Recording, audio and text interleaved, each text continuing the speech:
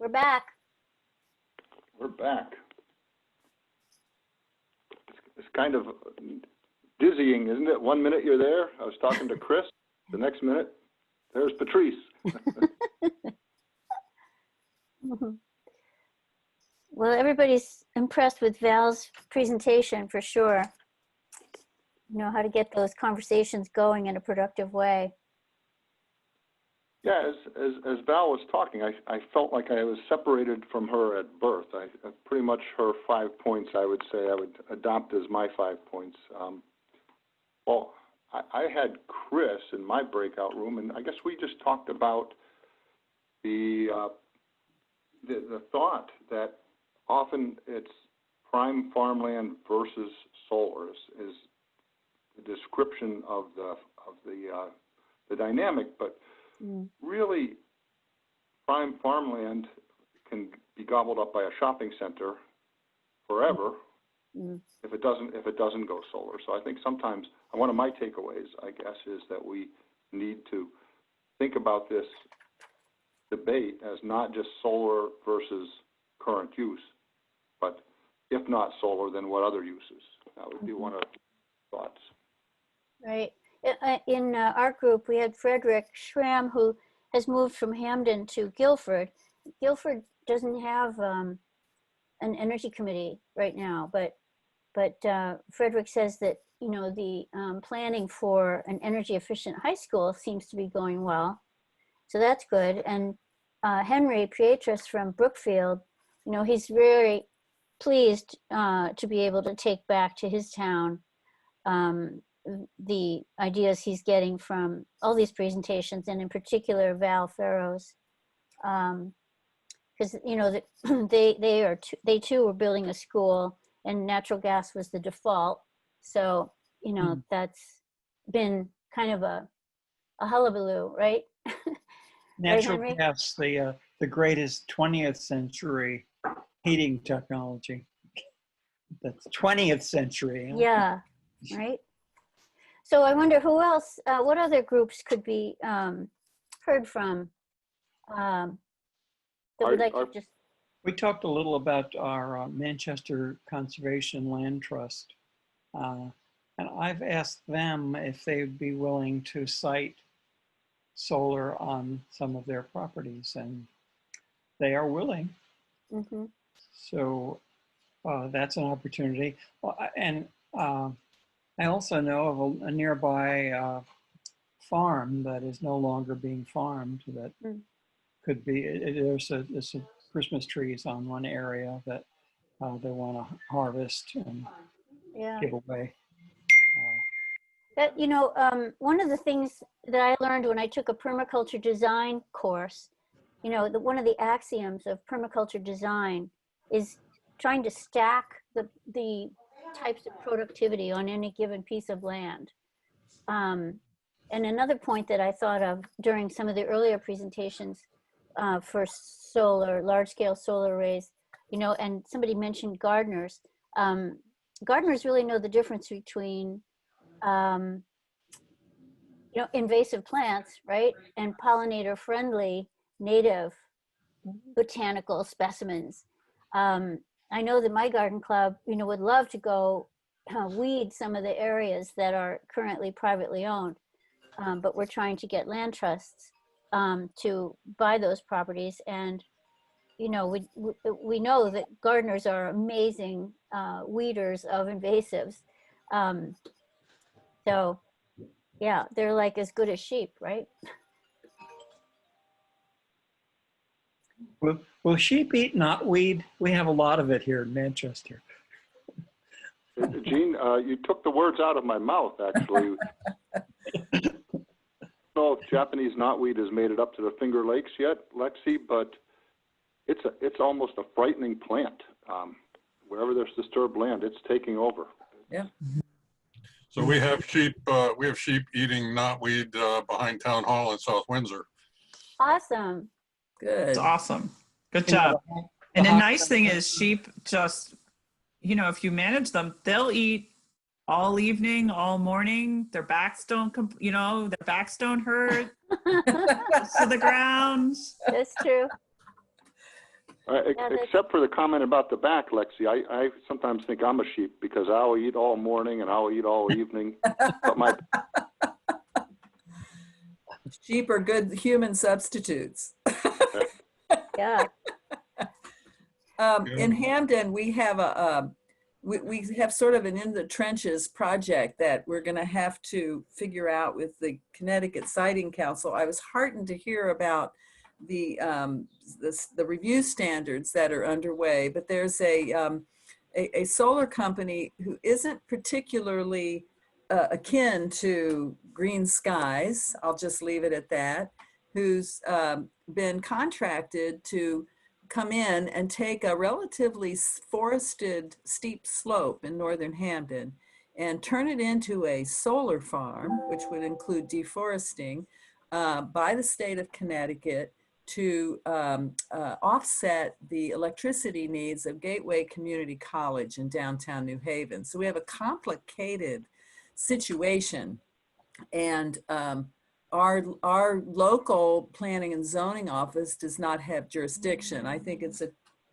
4 or 5 megawatt. I don't remember those details, but we don't have local jurisdiction. So this is going to have to be reviewed by the Siting Council, and we think this is a poor choice. And there's a powerful state agency that's backing this, and Right.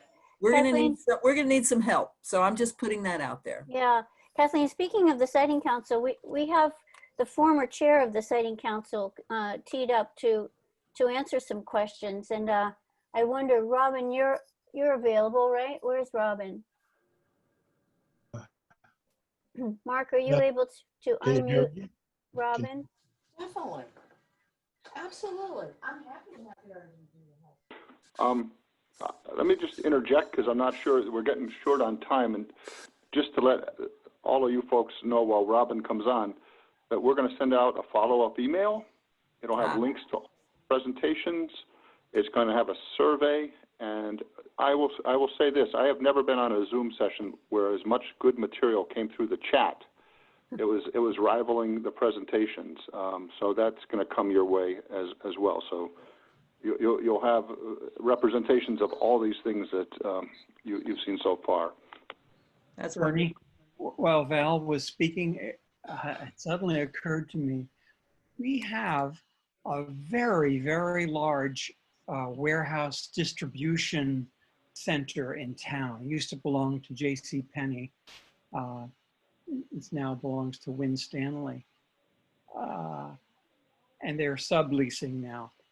But it's a lot of roof area, and that's a potential solar site that doesn't have any of the negative or difficulties of siting solar on some other type of land that has other competing uses or natural resource protection. I think as the Sustainability Commission here in town proceeds, we might approach them, perhaps create a community solar site on their roof as an additional income source. Real quickly, Jean, I actually represent Win Stanley. Oh, have they thought? Yeah, we've already looked at it. I've done some large scale solar for Win Stanley in Vermont, so he's not a novice to this. We just couldn't really make it work because of the use and the rooftop conditions. But you're right, massive, and if it had worked, it would have been a home run. Wow. It's That big. is big. That is big. Could I just, I think Robin Stein is with us now and he's unmuted. I just wanted to say, Robin, I'm so pleased that you agreed to be with us today.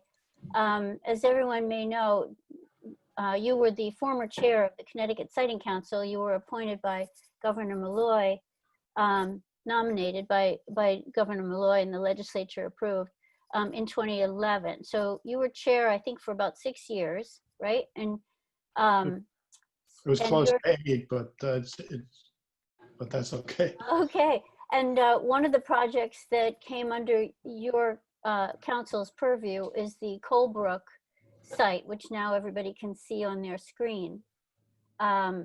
So I'd like to turn the next few minutes over to Robin, and I wondered if we could pose questions either via chat or, succinctly, verbally. So Robin can hear what some of your thoughts are, and if for any reason we can't, the full details of an answer aren't available, we will try our best to notate this and to supply answers next week. Can I just make one comment on one of the questions? The municipalities can participate in the process. They can obtain party status. There are other groups, neighborhood groups can also participate by becoming interveners. So they can participate, they can cross-examine applicant. They obviously would have rights, legal counsel if they want.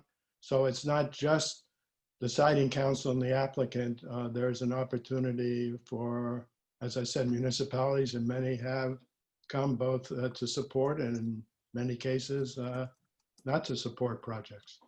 So what's an efficient way, Robert, for me to learn more about that so I can do the organizing I would like to do? The process, go to the Connecticut Siting Council website. Okay. It's very good. And if you're still not totally clear, talk to the executive director, Melanie Bachman, and she can fill you in on all the procedural details. Perfect. Thank you so much. I appreciate your help. Who has a question for Robin besides me?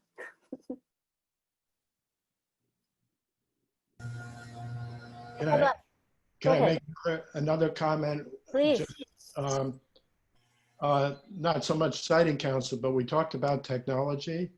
We talked about the fact that solar is getting cheaper, as is wind, but it's also getting more efficient. And when I left, the average, I think, solar panels were, I think it was 360 watts. That was the output measured. I've now seen subsequent that they're now at 415, which means the same project, which may actually, and there is an example, but I won't go into specifics, was denied by the Siting Council several years ago, can now come back and basically reduce their footprint by 15%, which is not insignificant, and may in fact, in some cases, allow them to be further away from wetlands, vernal pools. Wow. Is the Siting Council a mediated discussion, or how do they come up with their final decision? Well, it's sort of a quasi-judicial, whatever that means, but basically the Siting Council obviously receives an application, judges the application complete, refers it out to a lot of state as well as the local municipality. Generally, there are exceptions, but I'm trying to give you generally, we'll schedule a public hearing, which will include a site visit, what's called evidentiary hearing, where the experts will present by the applicant as well as any party or intervener. Then it's all in the same day. Then that evening, there'll be a public hearing. So anybody from the public can attend. The Siting Council will digest all that material, and over the next month or two, we'll issue findings of fact, which will be an opportunity for the applicant and any parties and interveners to comment on, and ultimately, the council will then make a decision. They usually have a preliminary vote, and then they'll have a final vote. Thank you. It was good. I have a question, a novice, but for a town that currently has no zoning regulations around large solar or anything in the plan of conservation and development, does putting any of those into practice actually influence the Siting Council or not really? I mean, it helps if the town has done what Val has suggested and really analyze and come up with what suggested sites or suggested locations and actually put that into their plan of development and zoning. Because one of the questions, it helps because one of the questions we ask is, how is the application supported by the the town zoning and but so that's very helpful. It's not though determinant. In other words, if the town decides we don't want any solar at all, the siting council take that into account. But if there's a application that meets all the other standards, it could very well be approved. But it's very helpful to do what Val suggested at some level. I will say though, that there are a tremendous amount of technical expertise that go into these. Not that the town has to, but I looked at them, and for one application, there was a local consulting firm specializing in vernal pools, another one, a geotechnical engineering firm, another one, photovoltaic, which obviously makes sense, another one, a regional environmental consulting firm, another who was a specialist in wetlands, another one, or if I can pronounce it, herpetologist, anyway, an expert on snakes, and then another firm that was an expert on cultural resources. So, and the siting council has to digest that, and it's a big challenge. And I will also say that with the exception of wind, the Colebrook project, where I'm still pulling off the tar and feathers from that 8 years ago, almost 8 years ago. And I can't help, I have to finally vent a little, but the group that's opposed it for so long is called Fair Wind. They really should rename themselves No Wind. I'll leave it at that. But solar is very challenging because of the land required. We're talking not for, again, the type of solar we've been talking, we're talking about hundreds of acres. And as I mentioned, Connecticut doesn't have, a lot of land. So they're very rare that there's not a parcel of 100 or 200 or even more that doesn't have forest on it somewhere, agricultural land somewhere, wetlands somewhere, steep slopes, and vernal pools. So it's a real challenge for the applicant and also for the siting council. Hey, Robin, this is Bernie. I'll just make one comment. I don't expect you to know this, but one area that meets the criterion that you just outlined is utility right-of-ways, both underneath power lines and over natural gas pipelines. And they, I've often wondered why they are not prime areas for development. And Lexi, they are also constantly need to be trimmed down so that they don't interfere with the power lines. So it's an opportunity for the grazers as well. I don't know the answer other than I can answer that if you like. Go ahead. Yeah, Noel Lafayette, SHR solar developer. The utilities own those right-of-ways. That's their property. So a private developer cannot come in and lease that land, or a farmer can. It gets really legally messy very quickly from a regulatory standpoint. Also, the practical standpoint is once you shade any portion of a solar panel for a couple hours a day, its productivity drops dramatically. So when the sun goes across the azimuth and it crosses over those lines, it shades the panels. Okay, so that's another practical reason as well. And I just want to say something. I've been a developer for 15 years. I was one of the first solar companies in Connecticut. I've been doing this a very long time. And I've been in front of many, many boards, begging, pleading. I'm really grateful that this seminar was put together. One, just because it's much harder to uneducate people when they have misinformation than it is to educate them with appropriate information. And I think that this group can really be a powerhouse in working with that. Also, I gotta say, as Val said before, these things can get emotional quickly. And you know, I've had my personal life attacked. I've had my reputation attacked. All sorts of things simply because somebody doesn't want a solar project on their street.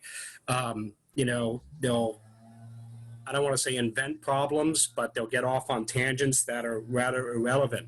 One of the reasons the Siting Council exists in this state is because we do have a culture of local control. We do have a culture of NIMBYism.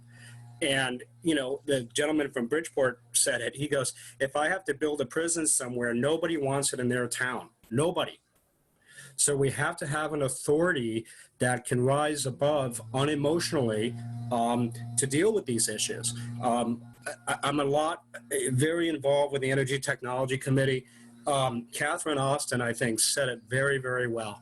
She goes, as a state, we need to get honest with ourselves. If we want to be 100% renewable, we have to build it here. We have to build it here, okay? And I think town by town, I've been received, I was saying this in the workout, one town thinks I'm a hero because they're going to get all kinds of tax revenue for something that doesn't use any services. No kids in school, no nothing. And as the state situation, which we all know is bad, they're desperate for new revenue, and they see solar as a wonderful addition, okay? I also see a lot of people who are concerned about farmland or organic farming or this or that, imposing their will on private landowners. And Val talked about that, about respecting private landowners. And I think we need to get back to that because I work with a lot of farmers. They're barely getting by, barely. And so when I come in and say, I'm going to pay them, a long-term lease for a section of their farm, they're grateful. And then here comes another group that says that they don't want it. We have to respect the private landowner. These farmers are barely getting by, barely. And so I'll leave it at that. But there's a real mixed bag in Connecticut, town by town, about solar and renewables, and it makes business difficult. Thank you. Yep. Thank you, Noel. Anybody else have a question or comment for or with Robin? Yeah, I do. Peter here. Robin, does the Siting Council ever do studies to answer certain policy questions? For example, has the Siting Council ever done a study to see what is the availability of different types of locations for different types of solar? Because, it's important to know, can we get the kind of renewable footprint that we would like to have on mostly rooftops, on mostly commercial rooftops, on mostly solar, on mostly farm or forest land? What's the proportion that's possible? And has the Siting Council ever tried to answer questions like that? The answer is, on a statewide basis, no. It's not a bad suggestion. Whether it should be the Siting Council or the Department of Energy and DEEP, I'm not sure, but that certainly is. The Siting Council does do annual reports on energy in general, the supply and demand, but they don't get into the specifics of where are the best sites for solar or wind. But not a bad suggestion. Robin, we have a question from Diane Hoffman about the Killingly natural gas power plant that's under consideration right now. Can you explain where the current Siting Council stands on this? The answer is, thank goodness I'm not on the current Siting Council, so I know my views in the past have been and I said to myself before I got here, I'm not going to talk about projects that happened after or that may go into litigation, because I will say one thing, and I don't know whether it's this particular project, but you can put 550 or 600 megawatts on 60 acres with a gas fuel project. Whereas, to do that with solar, it would be probably several thousand acres. My point, and I am sort of getting into a little bit into the quicksand, so I've got to be careful, is whether or not we really need that much additional fuel-based, fossil fuel-based. But that's, a question that's being debated. ISO New England gets involved. But I think I'd better stop there since I'm no longer on the council, and I know I believe they did take actions subsequent to my leaving it. Thank you. I think it's probably just a question of sorting it out in court at this point, from what I've been told, unless somebody else can wave a magic wand, right? Well, I think that it's the siting council is done with it. The appeal is happening. I just posted the information about the not another power plant appeal for the siting council decision. So, but we're still focusing on Governor Lamont to use his superpowers and stop the plant. Right. Thanks, Kate. So it's 12:25. I think we could talk forever, and I really appreciate, Robin, your joining us for this extra time. I probably should let everybody go think about lunch, but I wanted to say, we will be sending out an email to everybody who is registered today. It will have links to all the PowerPoints. It will have a link to a survey. It will have a link to Audrey's wonderful guide, the Scenic Hudson Guide. And it will also let you know about a virtual net metering webinar that Clean Water Fund is co-hosting with Solar Connecticut on Tuesday at 2 p.m. So all that will be in there. I want to really take a moment, though, to thank our speakers. I love the fact that we had Gina, a virtual speaker at a virtual meeting. And it was wonderful to hear from her. And Audrey, thank you so much for your insights and your good work in New York. We have a lot to emulate from what you guys have accomplished, and luckily we're neighbors. So I really appreciate your insights and your inspiration. And Lexi, that was so much fun. I just love seeing your slides, and I want to go hang out with you and your wonderful sheep. And let's see, Val, you were terrific. Thank you so much for everything you've done. Chris, your insights were terrific, and I know you'll be getting a lot of questions from people. So I think everyone's contact information will be in their PowerPoints, which you will soon have access to. Let's see, what else? Mark, am I forgetting anything? I think only that we'll send the text file, the chat file as well. Right. There's as much in there as there was on the slides, I think. And this has been recorded, so we'll have the each of the speakers up on the PACE website soon, as our past events of the Connecticut Energy Network. So go to the PACE cleanenergy.org and go to the video gallery, and you'll find them. Right. So to the planners and to the Energy Task Force people, all the people who have contributed their time and added to our collective wisdom, we're so grateful. And we'll keep connected with one another so we can continue to improve Connecticut's energy future. Good luck to you all. Thanks, everybody. Audible clapping. Thank Audible you. clapping. Bye. Bye, everybody. Have a nice weekend. Everybody stay well. Have a great John weekend. Mikey, like your car.